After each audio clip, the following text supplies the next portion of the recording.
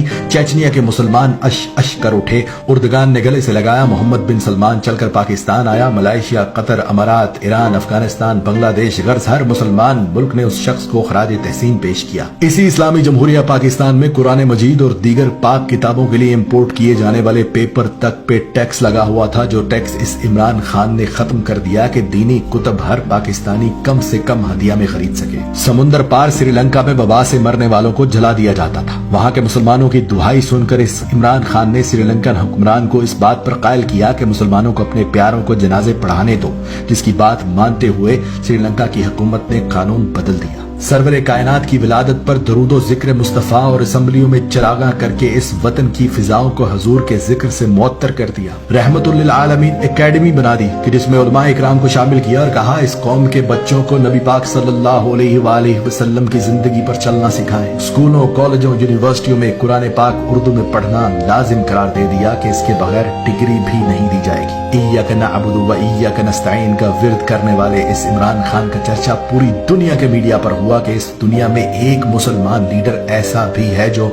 जब मदीना पहुंचता है तो ताजीम में मदीने की मिट्टी पर जूता तक नहीं पहनता। हाथों में तस्बीह, जुबान पर दुरूद पाक, जिस्म पर कौमी लिबास, पुरएतमाद चेहरा, जिस मुल्क भी गया रस्ते भी गवाही देने लगे कि कोई मुसलमान लीडर आया है। वाहिद लीडर जो इस्लाम के कानून को मानते हुए फौरन अदालत में पेश हुआ कि अगर हाकिम वक्त को भी काजी बुलाए तो काजी के सामने पेश होना है। भारत की तरफ से दोस्ती और तिजारत बढ़ाने का खत आया तो भारतीय मुनाफकत और दोहरे मयार पर यह कहकर इनकार कर दिया कि जब तक कश्मीरियों को उनका हक नहीं देते तुमसे तिजारत भी नहीं करूंगा। इसराइल ने फलस्तीन पर हमला किया तो रातों रात अपने वजीर खारजा को अमेरिका भेजा। हंगामी बुनियादों पर अक़वाम मुत्तहिदा का इजलास बुलाया और जंग बंदी करवाई और बगैर डरे उनके मुंह पर यह भी बोलकर आए कि तुम लोग डीप पॉकेट्स पर चलते हो यानी मुनाफिक हो। कौमी लिबास पर किसी ने पूछा कि आप शलवार कमीज ही क्यों पहनते हैं, तो उसने कहा दो वजूहात हैं कि अगर एक हुक्मरान ही कौमी लिबास न पहने तो उसकी अवाम कैसे कौमी लिबास को इज्जत देगी, और दूसरी ये कि कौमी लिबास मेरे अपने मुल्क का है,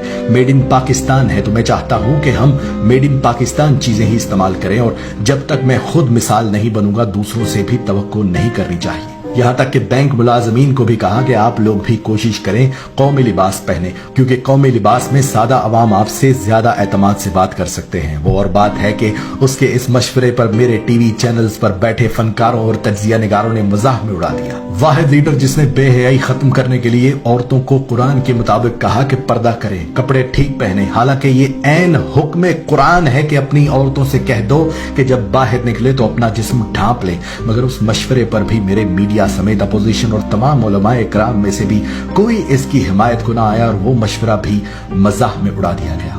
पहला वजीर आजम जिसको ख्याल आया कि इमाम मस्जिद की भी तनख्वाह होना चाहिए, उसकी तनख्वाह मुकर्रर कर दी। पहला वजीर आजम जिसको ख्याल आया कि मदरसों में पढ़ने वाले लाखों बच्चे दुनियावी तालीम से महरूम रह जाते हैं, उन्हें बराबरी का मौका दिया कि वो जिस तकनीकी फील्ड में भी चाहे जा सकते हैं। जिस मुआशरे में हमने ज़कात देना बंद कर दी, गरीबों से नजरें चुरा ली, इस शख्स ने कौमी खजाने का मुंह खोल दिया। मुश्तरका फंड कायम करके एहसास कैश के नाम पर 12 से 14 हजार रुपए फी खानदान लगा दिए ताकि गरीब भूखा न रहे। मस्जिद में बैठकर सैकड़ों लोगों के सामने सूद के बाइकआउट की शुरुआत कर दी और बिला सूद कर्ज दिया। इस्लामी कानून के मुताबिक गरीब अमीर का इलाज और तालीम में फर्क खत्म करने के लिए सेहत कार्ड और यकसा निसाब मुतारफ करवाया। जेलों में कैद मर्दों और औरतों तक को पसे पुष्ट नहीं डाला, बल्कि इस्लाम के मुताबिक हर मर्द कैदी को सहूलत दी कि जेल के अंदर ही अलग कमरे में 4-5 महीने के बाद 3 दिन के लिए अपनी बीवी बच्चों के साथ वक्त गुजार सकता है ताकि शरीयत के मुताबिक निकाह कायम रहे। हिंदुस्तानी ड्रामों फिल्मों को पाकिस्तान में बंद कर दिया ताकि